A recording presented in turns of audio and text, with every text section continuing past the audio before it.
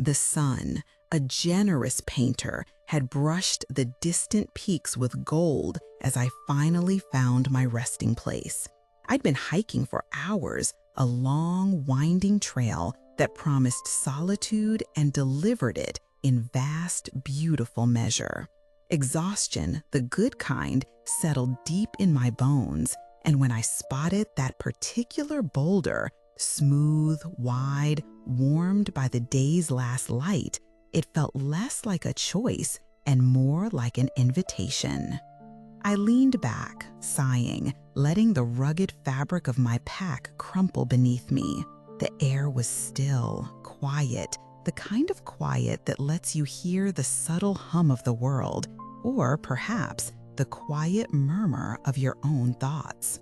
For a moment, there was just that, a gentle sense of peace spreading through me. Then it began. It was faint at first, barely a tremor on the edge of hearing, like dry leaves rustling when there was no breeze, or the distant soft echo of a voice. I chalked it up to the wind playing tricks in the surrounding trees, or the blood rushing in my ears from the day's exertion. But the sound persisted, growing, not louder, but clearer. It was undeniably a whisper, and it seemed to come from the stone beneath me. A flicker of unease, quickly dismissed. After all, it was just a rock. But the whispers continued, weaving a strange, ethereal fabric around me. They weren't random sounds. There was a pattern, a cadence to them. And then a word emerged, distinct, startling in its clarity. It was a name. My name. My breath hitched. The peace I'd felt moments before evaporated, replaced by a prickle of something cold and unfamiliar. I sat up straighter, straining to hear, my mind racing to rationalize. A trick of the acoustics? Some hiker's abandoned recording device, perhaps?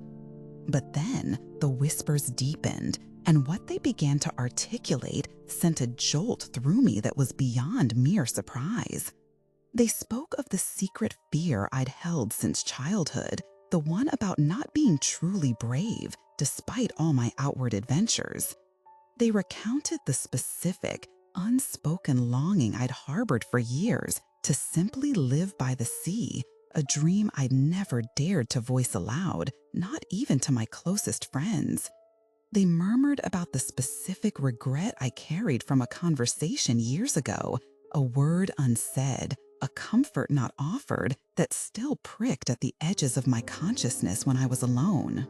These weren't generalities. These were moments, thoughts, feelings so intimate, so deeply buried that I genuinely believed they existed only within the confines of my own mind.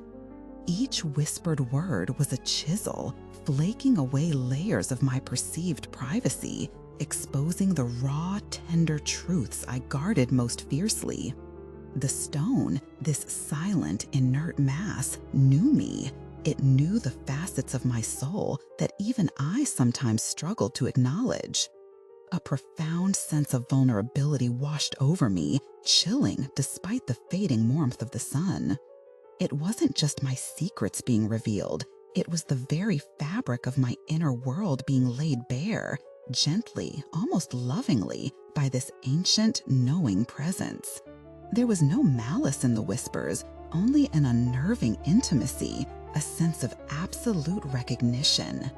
The stone understood me in a way no human ever had or ever could. It was as if it had been listening to the echoes of my life, my thoughts, my very being, for centuries, waiting for me to finally rest upon it. My heart hammered a slow, heavy rhythm against my ribs. This was too much. The beauty of the wilderness now felt suffocating, the solitude oppressive.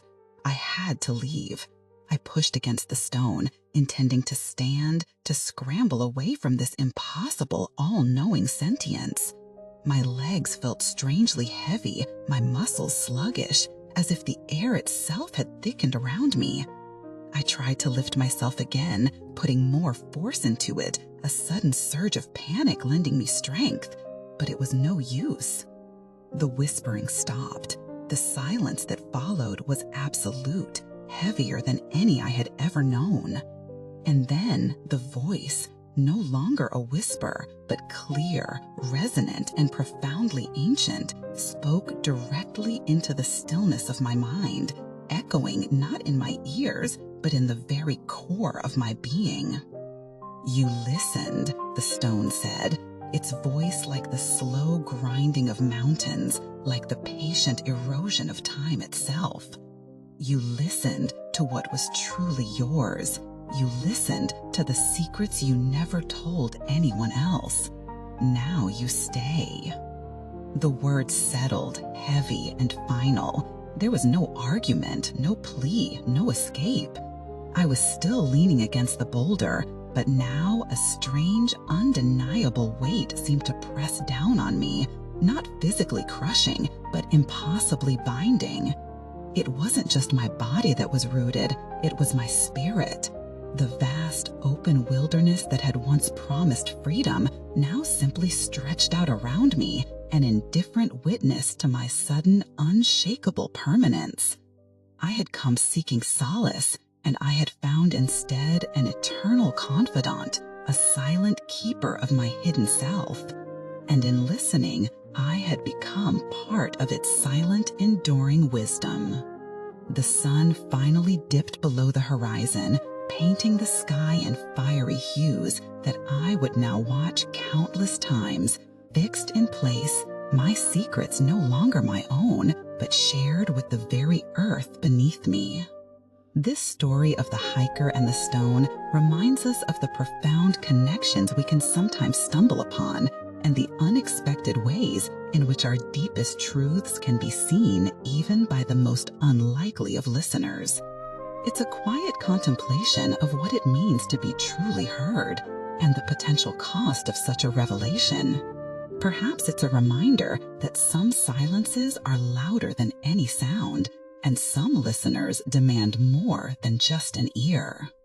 What are your thoughts on being truly known or the secrets we carry? I'd love to hear your reflections in the comments below. And if this journey into the stillness and the secrets resonated with you, please consider following for more stories that invite quiet awe and reflection.